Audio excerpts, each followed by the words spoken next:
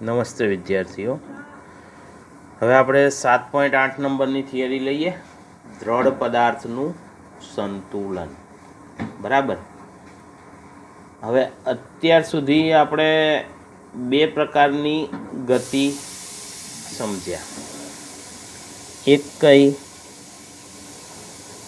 રેખીય ગતિ અને બીજી ચાક ગતિ. અને દ્રઢ પદાર્થ આ બંને પ્રકારની ગતિ કરી શકે. દ્રઢ પદાર્થ બંને પ્રકારની ગતિ કરી શકે. બરાબર. બંને પ્રકારની ગતિ કરે તો આપણને ખબર છે કે રેખીય ગતિ માટે કોણ જવાબદાર છે? બળ. અને ચાક ગતિ માટે ટોર્ક. અને આગળ આપણે એ પણ જોયું કે પદાર્થ ઉપરનું પરિણામી બાહ્ય બળ શૂન્ય હોય તો એવો પદાર્થ સંતુલનમાં હોય છે, પણ એને રેખીય સંતુલન કે સ્થાનાંતરીય સંતુલન કહેવાય. ક્યારે? ચોખ્ખું બળ શૂન્ય હોય. બરાબર.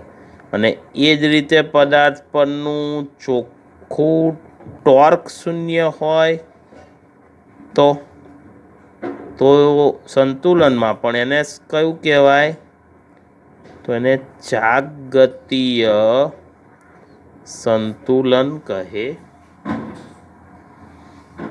તો એવું સંતુલન એ ચાકગતીય સંતુલન કહેવાય. એટલે હવે આપણી પાસે બે પ્રકારના સંતુલન આવ્યા.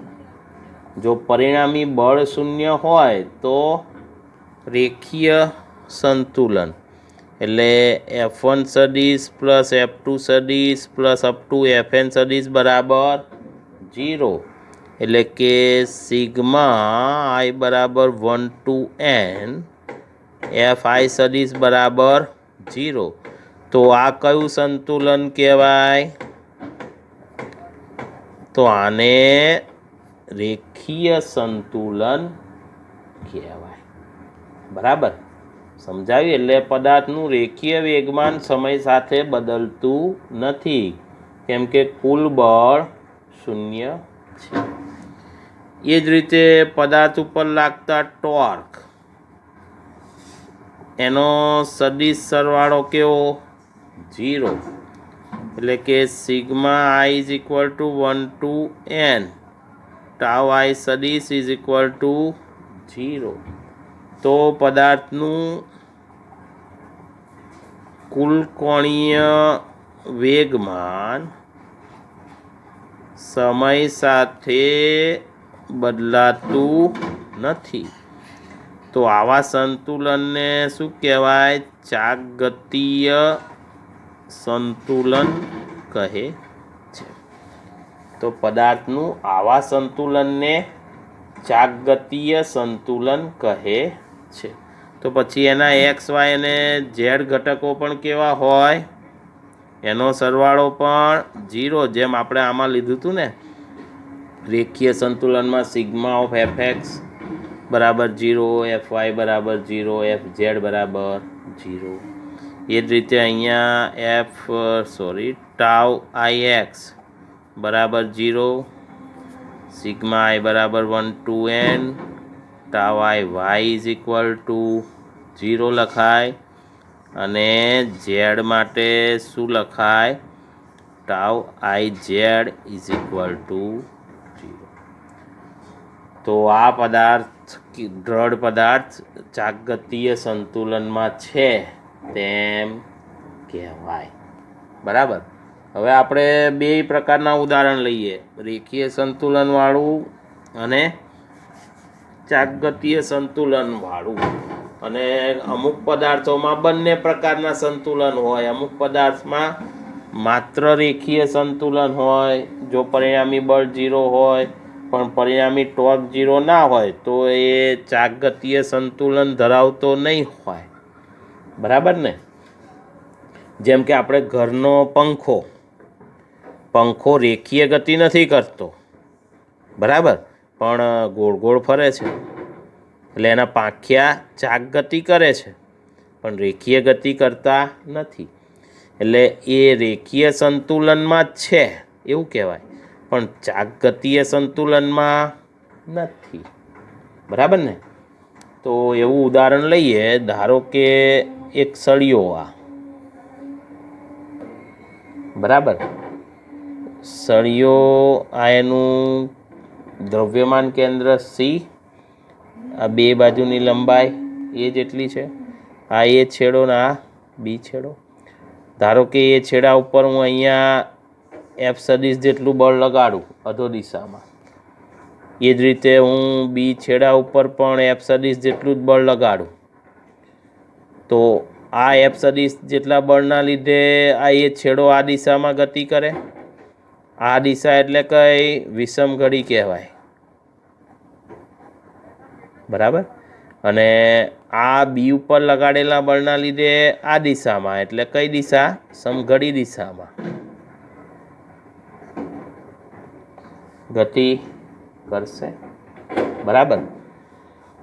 પણ બંને જો અંતર સરખું, બે બાજુ બળે સરખું, અને ટોર્ક બરાબર આપણને ખબર છે આર સદીશ ક્રોસ એફ સદીશ, તો અહીંયા આર એ સરખો બે માટે અને બળે બે માટે સરખું.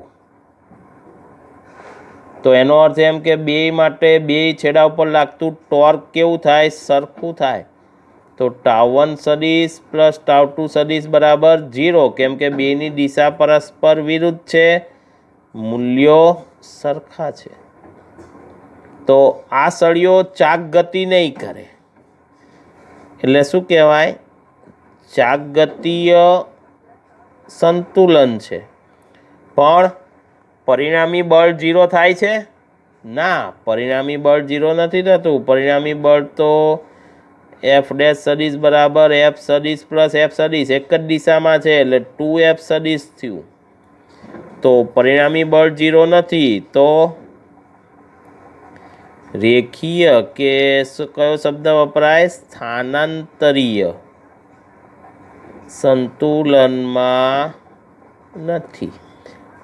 ચાક ગતિય સંતુલનમાં છે, કારણ કે પરિણામી ટોર્ક 0 છે, પણ રેખીય સંતુલનમાં નથી. બરાબર ને? કેમ? કેમ કે પરિણામી બળ 0 નથી. બરાબર? સમજાયું? તો આમાં ચાક ગતિય સંતુલન છે, કેમ કે ટોર્ક 0 થાય છે.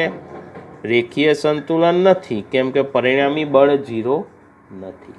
બરાબર? ચલો બીજું એક ઉદાહરણ લઈએ. હવે સળિયાને આપણે અહીંયા વચ્ચેથી શું કરીએ? એક સ્ક્રૂ લગાડી દઈએ એના દ્રવ્યમાન કેન્દ્રમાં, અને એક બળ આમ લગાડો, જો એફ સદીશ, એક આમ લગાડો એફ સદીશ.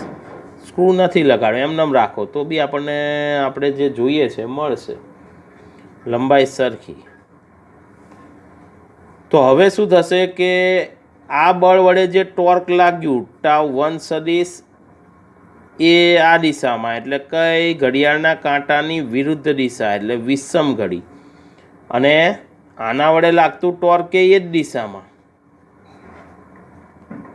બે એક જ દિશામાં છે. તો હવે ટાઉ1 પ્લસ ટાઉ2 બરાબર, ધારો કે ટાઉ હોય તો 2 ટાઉ જેટલું બળ લાગશે, બમણું ટોર્ક લાગશે.